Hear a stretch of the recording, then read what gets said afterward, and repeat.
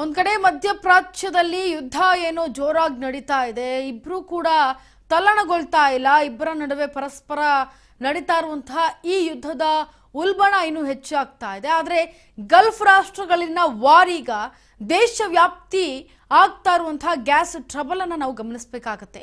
ಈಗ ದೇಶ ಪೂರ್ತಿ ವ್ಯಾಪಿಸ್ತಾ ಇರೋದು ಗ್ಯಾಸ್ನ ಎಮರ್ಜೆನ್ಸಿ. ಎಸ್, ಎಲ್ಲಿ ನೋಡಿದ್ರು ಎಮರ್ಜೆನ್ಸಿ ಎಮರ್ಜೆನ್ಸಿ ಎಮರ್ಜೆನ್ಸಿ. ಎಲ್ಲೆಲ್ಲೂ ಸಿಲಿಂಡರ್ದೇ ಎಮರ್ಜೆನ್ಸಿ. ಹೋಟೆಲ್ಗಳಲ್ಲಿ ಗ್ಯಾಸ್ ಹಚ್ಚೋಕೆ ಆಗ್ತಾ ಇಲ್ಲ, ಗ್ಯಾಸ್ ಸಿಗ್ತಾ ಇಲ್ಲ.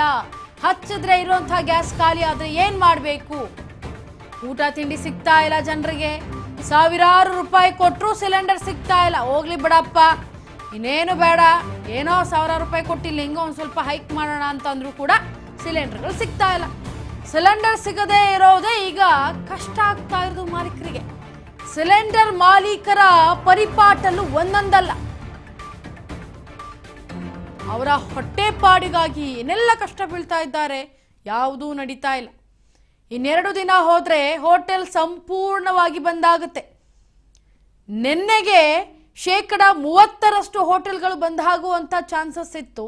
ಆದರೆ ಇವತ್ತು 50% ಹೋಟೆಲ್ಗಳು ಬಂದಾಗುವಂಥ ಚಾನ್ಸಸ್ ಇದೆ.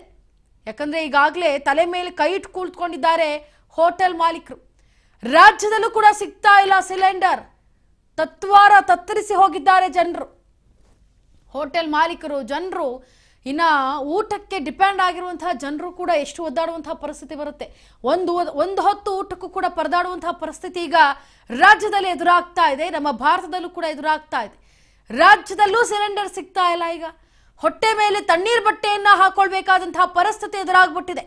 ಹಾವೇರಿ ಆಗಿರಬಹುದು, ಧಾರವಾಡ ಆಗಿರಬಹುದು, ಬೆಳಗಾವಿಯಲ್ಲೂ ಕೂಡ ಗ್ಯಾಸ್ ಟ್ರಬಲ್ ಎದುರಾಗ್ತಾ ಇದೆ. ನೋಡಿ, ಬೆಂಗಳೂರಿನಲ್ಲಿ ಅತಿ ಹೆಚ್ಚಾಗಿ ಆಗ್ತಾ ಇರೋದು.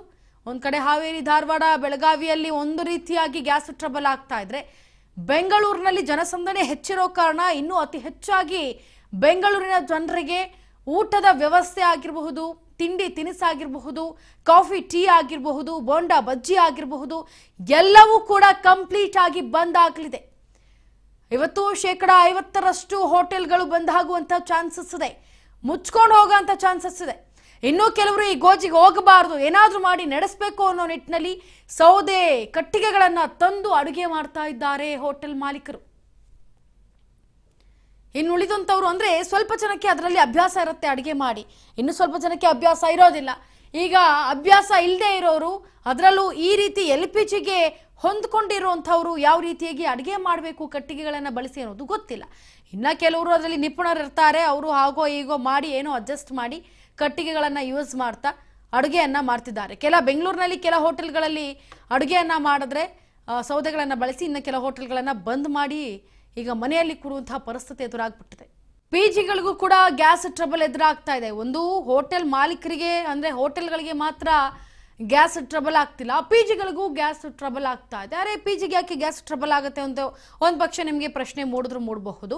ಯಾಕಂದ್ರೆ PGಗಳಲ್ಲೂ ಕೂಡ ರೆಂಟ್ ಅಂತ ಏನಿರುತ್ತೆ, ಅವ್ರು ಹೋಗಿ ರೆಂಟನ್ನು ಕಟ್ಕೊಂಡು ಉಳಿವಿಗಾಗಿ PGಯಲ್ಲಿ ಇರಬೇಕಾಗತ್ತೆ. ಆದರೆ ಅಲ್ಲಿ ಕೊಡುವಂತಹ ಊಟದ ವ್ಯವಸ್ಥೆ, ಒಂದೊಂದು PGಗಳಲ್ಲಿ ಊಟದ ವ್ಯವಸ್ಥೆ ಇರುತ್ತೆ, ಒಂದೊಂದು PGಗಳಲ್ಲಿ ಊಟದ ವ್ಯವಸ್ಥೆ ಇರೋದಿಲ್ಲ. ಸೊ ಒಂದೊಂದು PGಯಲ್ಲಿ ಯಾವ PGಗಳಲ್ಲೆಲ್ಲ ಊಟದ ವ್ಯವಸ್ಥೆ ಇರುತ್ತೆ ಅಲ್ಲೆಲ್ಲ ಕೂಡ ರೆಂಟ್ ಹೆಚ್ಚಿನದಾಗಿ ಆಗೇ ಆಗುತ್ತೆ. ಯಾಕಂದರೆ ಏನು ಈ ತರಕಾರಿಗಳಾಗಿರ್ಬಹುದು, ಈಗ ಗ್ಯಾಸ್ ಬೆಲೆ ಹೆಚ್ಚಾಗ್ತಾ ಇದೆ ಅಂತಂದರೆ ಆಟೋಮೆಟಿಕ್ಲಿ ಪ್ರತಿನಿತ್ಯ ನಾವು ಏನು ಯೂಸ್ ಮಾಡ್ತೀವಿ ಅಂತಹ ತರಕಾರಿಗಳಾಗಿರ್ಬೋದು, ಸೊಪ್ಪುಗಳಾಗಿರ್ಬಹುದು, ದಿನಸಿ ಐಟಮ್ಗಳಾಗಿರ್ಬೋದು, ಎಲ್ಲವೂ ಕೂಡ ಹೆಚ್ಚಿನದಾಗಿಯೇ ರೇಟ್ ದರ ಏರಿಕೆ ಆಗ್ತಾನೆ ಹೋಗುತ್ತೆ.